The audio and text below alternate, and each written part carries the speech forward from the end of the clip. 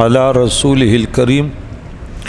اللہم ربی زدنی علما والحقنی بالصالحین اعوذ باللہ من الشیطان الرجیم بسم اللہ الرحمن الرحیم وَلَئِنْ أَذَقْنَا الْإِنسَانَ مِنَّا رَحْمَةً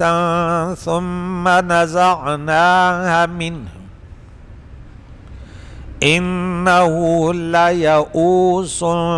كَفُورٌ صدق اللہ العظیم۔ سورہ ہود کا درس آج تیسرا درس ہے۔ اس میں ہماری 8 آیتیں مقدسہ ہو گئی۔ آج 9ویں آیت مقدسہ کی تلاوت آپ لوگوں نے سماعت کی۔ اللہ تعالی ہم سب کو قرآن پاک بار بار سننے اور اس کے بعد سمجھنے، اس پر عمل کر کے دوسری دنیا تک اس پیغام کو پہنچانے کی توفیق عطا فرمائیں۔ رب فرماتا ہے وَلَئِنْ أَذَقْنَا الْإِنسَانَ مِنَّا رَحْمَةً، اور اگر ہم اپنے پاس سے اپنے پاس سے انسان کو رحمت کی لذت چکھائیں، اذقنا ہم چکھائیں الانسان انسان کو، منا اپنے طرف سے، رحمتاً رحمت دنیا کی، چونکہ زندگی بہت مختصر ہے اور جنت کی نعمت ہمیشہ کی ہوگی، یہاں صرف چکھنا ہے بس، ٹھیک ہے۔ ثم نزعناها منہ، پھر اس سے اس رحمت کو نکال لیں، یعنی واپس لے لیں۔ اس رحمت کو ہم نے جو اس کو دی ہے پھر اس کو واپس لے لیں، اس نعمت کو لے لیں۔ انگنت نعمتیں، کتنی نعمتیں؟ انگنت۔ سورہ ابراہیم اور سورہ نحل میں ہے 53 اور 18 نمبر آیت میں، وَإِن تَعُدُّوا نِعْمَةَ اللَّهِ لَا تُحْصُوهَا، ایک نعمت جب ہم نے انسان کو ان کا مزہ چکھایا پھر اسے لے لیں۔ إِنَّهُ لَيَئُوسٌ كَفُورٌ، تو یقیناً وہ انسان نا امید اور ناشکرا ہو جاتا ہے۔ رحمت چھین جانے کے بعد بجائے اس کے کہ وہ صبر کرتا، وہ نا امید اور ناشکرا ہو گیا۔ کریم اللہ اس آیت میں کیا فرماتے ہیں؟ انسان کے بارے میں 2 قول ہیں۔ انسان سے مراد مطلق انسان کسے باشد، والعصر ان الانسان لفی خسر۔ پھر آیت نمبر 11 میں اس سے نیک اور صبر کرنے والے مسلمان کا استثناء فرمایا، جیسے اللہ فرماتا ہے والعصر ان الانسان لفی خسر۔ اب دیکھیں انسان نقصان میں، بہت بڑے نقصان میں، زمانے کی قسم، سوائے ان لوگوں کے جو ایمان لائے اور اعمال صالحہ کیے اور حق اور صبر کی، ایک دوسرے کو تاکید اور تبلیغ بھی کرتے ہیں، یہ مستثنیٰ ہو گیا، ٹھیک ہے نا۔ یہاں پہ آیت نمبر 11 میں إِلَّا الَّذِينَ صَبَرُوا وَعَمِلُوا الصَّالِحَاتِ، یہ مستثنیٰ ہو گیا۔ اچھا، ہر جگہ میں مستثنیٰ، یہ بات بہت ضروری ہے کہ ہر انسان ایسے نہیں ہوتا۔ جیسے ہم نے بات کی سورہ معارج اور سورہ عبسہ میں کہ قیامت کے دن انسان جو ہے ماں سے اور اولاد سے اور کنبے سے بھاگے گا، لیکن پھر ان نمازیوں کو نکالا کہ نمازیوں کی حالت نہیں ہوگی۔ آج میں نے نماز کے موضوع پر بھی پھر بھی گفتگو کی۔ سورت نمبر آج ہمارا کیا تھا؟ 6، یاد کرو نا کہ 6 نمبر سورت، اور نمبر کا حوالہ کیا دیا تھا وہ بھول گئے، 92 نمبر کا حوالہ دیا تھا کہ کتاب برکت والی ہے، تو پھر اس پر ایمان لانے والے کیا ہیں کہ وہ اپنے نمازوں کی محافظت کرتے ہیں، نماز کی حفاظت کرتے ہیں۔ میں نے پھر کہا کہ سورت نمبر 2 میں، پارہ نمبر 2 میں، آیت نمبر 238 میں کیا فرمایا؟ نماز کی حفاظت کرو۔ یہاں اللہ فرماتے اس قرآن برکت والی کتاب کو جو مانتے ہیں وہ اپنی نمازوں کی حفاظت کرتے ہیں۔ پھر آیت نمبر 155 کیا فرمایا؟ یہ برکت والی کتاب ہے جو ہم نے اتاری، اس کی پیروی کرو، تم اللہ کی رحمتوں والے بن جاؤ گے، عذاب سے محفوظ بن جاؤ گے۔ اللہ اس قرآن کو بار بار پڑھنا نصیب فرمائے، بولو آمین۔ پھر جیسے اچھا وہ انہوں نے بھی یہاں پہ یہ تفسیر میں ذکر کیا کہ ان الانسان خلق ہلوعا، کہ بے شک انسان بے صبرہ پیدا ہوا ہے، اذا مسہ الشر جزوعا واذا مسہ الخیر منوعا، جب اسے کوئی مصیبت پہنچتی ہے تو گھبرا جاتا ہے، جزا فضا کرتا ہے، اور جب اسے کوئی فائدہ پہنچتا ہے تو منوعا، منع کرنے والا بن جاتا ہے، سوائے نمازیوں کے، سوائے قربان جاؤ نمازی تو بن جاؤ یار، بولو انشاءاللہ پکے نمازی بنیں گے، لاغ بھائی پکے نمازی بنیں گے انشاءاللہ، وہ جو اپنے نماز ہمیشہ نمازیں پڑھتے ہیں۔ دوسرا قول یہ ہے کہ انسان میں الف لام عہد کا ہے، الف لام 4 قسم کا ہوتا ہے، استغراق کی جنسی، عہد خارجی اور عہد ذہنی۔ ہر انسان مراد ہے استغراق، جن سے انسان مراد ہے جنسی، اور ایک خاص انسان مراد ہے عہد خارجی، اور خارج میں کوئی مراد ہی نہیں ہے عہد ذہنی، ٹھیک ہے، الف لام کی مختلف قسمیں ہوتی ہیں۔ تو دوسرا قول ہے کہ الف لام عہد خارجی کا، اور انسان سے کافر انسان مراد ہے، اور اس کی مثال یہ ہے کہ اس انسان سے مراد کیا ہے؟ کافر انسان، کہ ولا، اللہ کریم نے سورہ یوسف میں آیت نمبر 87 میں فرمایا وَلَا تَيْأَسُوا مِن رَوْحِ اللَّهِ، کہ اور اللہ کی رحمت سے نا امید مت ہو، اللہ کی رحمتوں سے امید نہ توڑو، کیونکہ بے شک شان یہ کہ لا یَیْأَسُوا، اللہ کی رحمت سے نا امید نہیں ہوتے سوائے کافر قوم کے، کافر نا امید ہوتا ہے، مسلمان نا امید نہیں ہوتا، وہ اللہ تعالیٰ کی رحمتوں سے امید لگایا ہوتا ہے۔ یہ بھی ہو سکتا ہے کہ یہ آیت تمام کافروں کو متعلق نازل ہو، اور یہ بھی ہو سکتا ہے کہ یہ آیت کسی خاص کافر کے متعلق نازل ہو۔ علامہ قرطبی مالکی لکھتے ہیں کہ یہ آیت ولید بن مغیرہ کے متعلق نازل ہوئی، اور ایک قول یہ ہے کہ یہ آیت عبداللہ بن ابی امیہ مخزومی کے متعلق نازل ہوئی ہے۔ خلاصہ ہے کہ مصیبت میں اللہ تعالیٰ کی رحمت سے مایوس ہونا اور راحت میں ناشکرہ ہونا، یہ کفار کا شیوا ہے۔ کس کا شیوا ہے؟ اچھا، آگے فرماتا ہے اللہ تعالیٰ کہ حدیث مبارکہ میں ہے کہ اب صبر اور شکر کے فوائد، کہ صہیب رضی اللہ عنہ بیان کرتے ہیں کہ حضور علیہ السلام نے فرمایا مسلمان کے حال پر تعجب بڑا پسندیدہ اس کی حالت ہے، اس کے ہر حال میں خیر ہے، اور یہ مومن کے سوا اور کسی کی صفت نہیں ہو سکتی۔ اگر اس کو راحت پہنچے تو شکر ادا کرتا ہے اور اس کے لیے اس میں خیر ہے، اگر اس کو مصیبت پہنچے تو صبر کرتا ہے تو اس میں بھلائی ہوتی، ہر حال میں جیت تو مسلمان کی ہے۔ یہ حدیث مسلم شریف کی 2999 نمبر پر ہے، مزید کتابوں میں بھی ہے۔ امہات المؤمنین عائشہ صدیقہ رضی اللہ تعالیٰ عنہا بیان کرتے ہیں حضور علیہ السلام نے فرمایا مسلمان کو کانٹا یا اس سے کم کوئی چیز چبھے تو اللہ تعالیٰ اس کے سبب سے اس کا ایک درجہ بلند کر دیتا ہے اور اس کا گناہ مٹا دیتے، مصیبت سے ان کی صبر کرنے کے حالت میں وہ مٹا دیتے ہیں گناہ اور درجات بلند دیتے ہیں۔ یہ بھی ترمذی میں حوالہ دو 965 نمبر حدیث ہے۔ ابو سعید خدری رضی اللہ عنہ، ابو ہریرہ رضی اللہ تعالیٰ عنہ بیان کرتے ہیں کہ انہوں نے حضور علیہ السلام کو یہ فرماتے ہوئے سنا کہ مومن کو جو بھی درد ہو یا تھکاوٹ ہو یا بیماری ہو یا غم ہو یا فکر اور پریشانی ہو تو اللہ تعالیٰ اس کی وجہ سے اس کے گناہوں کو مٹا دیتا ہے، اس کے گناہوں کو۔ یہ بخاری کی، مسلم کی، ترمذی کی صحیح حدیث ہے، ٹھیک ہے۔ حضرت انس بن مالک بیان کرتے کہ حضور علیہ السلام نے فرمایا بڑی مصیبت کا بڑا اجر ہوتا ہے، اور اللہ تعالیٰ جب کسی قوم سے محبت کرتا ہے تو ان کو کسی مصیبت میں مبتلا کر دیتا ہے، جو اس سے راضی ہو تو اللہ تعالیٰ اس سے راضی ہوتا ہے، اور جو اس سے ناراض ہو تو اللہ تعالیٰ سے، یعنی اس مصیبت پر جو راضی ہو رضیت باللہ ربا، کیونکہ جو بھی ہم پر وہ جو بھی آتے تو اللہ کی اذن سے آتے نا، اللہ کے ارادے سے، اللہ کی مشیت سے ہم پر مشکلات آتے ہیں، اس کے ہٹ کر تو نہیں ہوتے نا، لیکن ہم راہ راست پر چلیں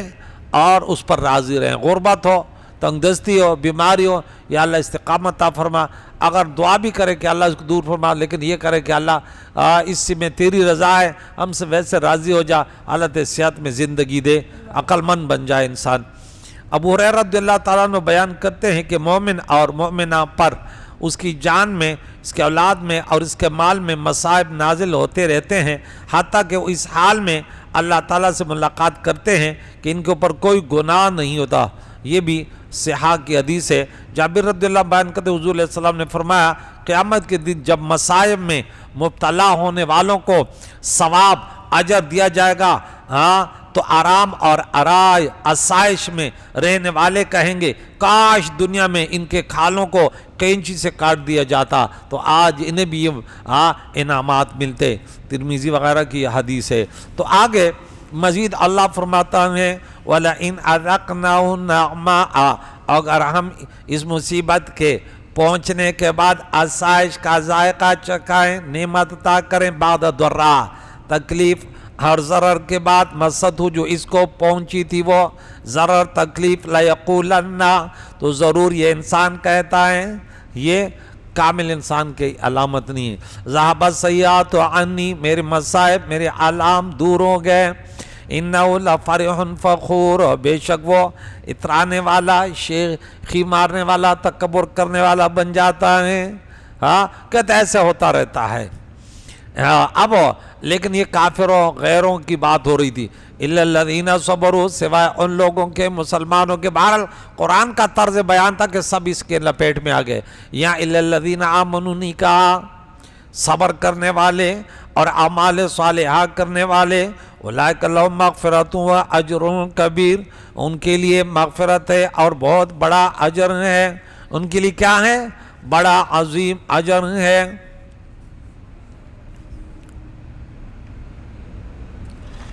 آگے مزید اللہ کریم فرماتا ہے فَلَعَلَّكَ تَارِكٌ بَعْضَ مَا يُوحَىٰ، یہ مشکل آیت ہے، ٹھیک ہے نا؟ کیا اب وحی کے کسی حصے کو ترک کرنے والے ہیں، بعد ما یوحی الیک، وَضَائِقٌ بِهِ صَدْرُکَ، اور آپ کا دل صرف اس بات سے تنگ ہونے والا ہے کہ وہ کافر یقولو کہیں گے کہ لولا انزل علیہ کنز، کہ آپ پر کوئی خزانہ کیوں نازل نہ کیا گیا، او جاءہ ملک معہ ملک، یا آپ کے ساتھ کوئی فرشتہ کیوں نہیں آیا جو اللہ کے وحدانیت اللہ کے دین کی تبلیغ کرتے۔ انما انت نذیر، اے محبوب یہ آپ کی ذمہ داری نہیں ہے، آپ تو صرف ڈرانے والے ہیں۔ واللہ علی کل شیء وکیل، اللہ تعالیٰ ہر چیز کا نگہبان ہے۔ یہ حضور علیہ السلام لوگوں پر بڑا وہ کرتے کہ مسلمان ہو جائے۔ انہوں نے یہ بہت لمبا درس ہے اس میں کیونکہ مشکل وہ ہے، اس میں بعض مفسرین نے غلطیاں بھی کی ہیں کہ وہ ایسے نسبت کی کہ حضور کبھی یہ سے ایک جملہ اس میں سے کہہ دوں، آپ ان بیہودہ شبہات اور فرمائش سے سخت مغموم اور دلگیر ہوتے تھے۔ ممکن ہے کہ کبھی ایسا خیال بھی دل میں گزرتا ہو کہ ان کے معبودوں کے معاملے میں اگر خدا کی جانب سے اس قدر سختی اختیار کرنے کا حکم نہ رہے، تو اس قسم کے شبہ بال نے کیے، لیکن ایسے نہیں ہے، بلکہ حضور علیہ السلام بالکل جیسے تھا ویسے تھے۔ بہت اچھی مفسرین نے بڑے اچھے وہ جوابات دیے ہیں کہ حضور علیہ السلام بالکل نہیں ہلے، ٹھیک ہے، اور حضور علیہ السلام جیسے تھا اس پر صبر کرتے رہے۔ انہوں نے یہ مطالبے کیے آپ تھوڑا سا دین کی تبلیغ کریں لیکن یہ نہ کریں یہ نہ کریں، تو حضور علیہ السلام اس کو وہ کرتے رہے، اپنے دین کی تبلیغ کرتے رہے، ٹھیک ہے نا۔ تو اور اللہ تعالیٰ نے یہ وہ دی کہ آپ جو تبلیغ ہے وہ کرتے جاؤ، ان کی پرواہ نہ کریں، آپ صرف ڈرانے والے ہیں، یہ مانیں یا نہ مانیں، منوانا آپ کا کام نہیں ہے، آپ کا راستہ دکھانا آپ کا کام ہے، سیدھے راستے پر چلانا آپ کا کام نہیں ہے، آپ کا کام ہے اراءۃ الطریق، ایصال للمطلوب نہیں ہے، ٹھیک ہے۔ تو یہ بارہ تھوڑا سا مشکل، اس میں مشکل تفسیر ہے تھوڑی۔ واللہ علی کل شیء وکیل، اور اللہ ہر چیز کا نگہبان ہے۔ ام یقولون افترا، کیا وہ کہتے ہیں کہ انہوں نے قرآن کو از خود گھڑ لیا ہے اپنے طرف سے؟ قل آپ فرما دیجئے، آپ کہیے فاتوا تو لاؤ بعشر سور مثلی، اس کے مانند آپ 10 صورتیں ذرا پیش کرو، مفتریات گھڑی ہوئی، ودو اور پکارو بلاؤ، من اس کو استطاع تم جو تمہاری طاقت ہے اللہ کے سوا، اگر تم سچے ہو، فَإِن لَمْ يَسْتَجِيبُوا، اگر یہ تمہارے چیلنج کو قبول نہ کریں، لَكُمْ، اگر وہ تمہارے چیلنج کو قبول نہ کرے تو فَاعْلَمُوا، جان لو، أَنَّمَا أُنزِلَ بِعِلْمِ اللَّهِ، کہ یہ تو یقین رکھ لو کہ قرآن اللہ ہی کے علم کے ساتھ نازل کیا گیا ہے، وَاللَّهَ إِلَهَ إِلَّا هُوَ، اور اس کے سوا کوئی عبادت کا مستحق نہیں ہے، فَهَلْ أَنْتُمْ مُسْلِمُونَ، تو اے کافرو کیا تم اسلام لانے والے نہیں ہو؟ یہ قرآن پاک کا چیلنج یہ آپ بار بار سنتے ہیں کہ شروع میں ہم نے آیت نمبر 23 میں پڑھا کہ وَإِن كُنتُمْ فِي رَيْبٍ مِّمَّا نَزَّلْنَا عَلَىٰ عَبْدِنَا فَأْتُوا بِسُورَةٍ مِّن مِّثْلِهِ وَادْعُوا شُهَدَاءَكُم مِّن دُونِ اللَّهِ إِن كُنتُمْ صَادِقِينَ، اور دوسری جگہ کام پڑھا، دوسرا حوال آپ دے دو۔ نالائق استاد کے شاگرد نالائق ہوتے ہیں، نہیں اس سے پہلے بھی تو پڑھا، چلو اتنا بتا دوں، سورہ یونس میں پڑھا تھا نہیں پڑھا تھا؟ دیکھیں میری عمر زیادہ ہو گئی، ذہن کمزور ہے، مجھے تو یہ یاد رہتا ہے کہ بھئی آیت نمبر 38 میں پڑھا تھا، کیا آیت نمبر ہو؟ یہ دیکھیں یہ سورہ یونس ہے، پہلا اس میں پڑھا تھا سورہ توبہ میں آیت نمبر 23، اور یہ سورہ یونس ہے، دیکھیں اس میں 38 نمبر آیت نکالیں، یہ 38 نمبر آیت ہے۔ ام یقولون افترا، یہاں بھی یہ کلمات ہے، یہاں بھی ہے، ہاں کیا یہ کہتے ہیں کہ اس نبی نے اس قرآن کو اپنے طرف سے بنا لیا؟ قل فاتوا بسورۃ من مثلہ، تو فرماؤ ان جیسی کوئی ایک سورت لاؤ، وادعوا من استطعتم من دون اللہ ان کنتم صادقین، ٹھیک ہے؟ اور آگے سورہ اسراء میں پڑھیں گے سبحان الذی اسرا، اس کی آیت کیا ہوگی وہ بھی بھول گئے، 88 نمبر آیا تو قُلْ لَا إِنِ اجْتَمَعَتِ الْإِنسُ وَالْجِنُّ عَلَىٰ أَن يَأْتُوا بِمِثْلِ هَٰذَا الْقُرْآنِ لَا يَأْتُونَ بِمِثْلِهِ وَلَوْ كَانَ بَعْضُهُمْ لِبَعْضٍ ظَهِيرًا، ایک دوسرے کی مدد بھی کریں تب بھی قرآن کی مثل نہیں لا سکتے۔ اور سورہ طور میں پڑھیں گے آیت نمبر 34، آیت نمبر 52 میں کہ ارے 10 صورتیں، ایک صورت وہ تو چھوڑو، فَلْيَأْتُوا بِحَدِيثٍ مِّثْلِهِ إِن كُنتُمْ، ایک کلام صرف بلاغت فصاحت میں اس قرآن جیسے لاؤ تو نہیں لا سکیں گے، یہ قرآن پاک کا چیلنج ہے۔ اور تو اے محبوب آپ اس کی فکر نہ کریں ہاں کہ یہ اس قسم کے دین کی تبلیغ میں یہ مشکلات آتے ہیں، امت کے لیے تعلیمات ہیں کہ یہ ایسے پیاری کتاب کہ پوری دنیا انگشت بدنداں ہیں، کس قدر دنیاوی سائنسی علوموں نے تحقیقات نے ترقی کی، قرآن پاک اگر یہ مخلوق کے طرف سے یہ کتاب ہوتی، ہاں اتنی پیاری کتاب، اور آج مسلمان اکثریت ہماری یہ ہے